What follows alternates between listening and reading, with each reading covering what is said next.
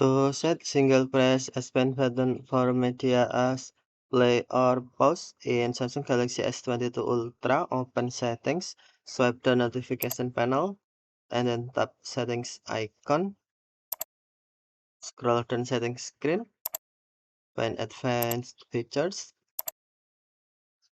and then tap advanced features, select S Pen,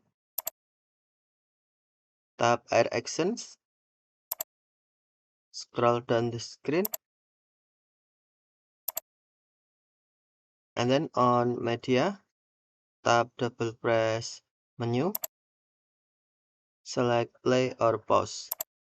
Now, single press S Pen button for media set as play or pause. To use, open media, for example, a video.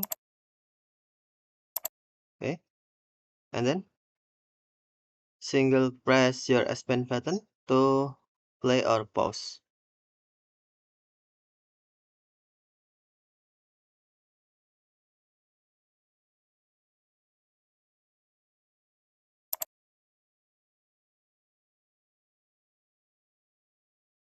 Okay, thank you for watching. Have a nice day.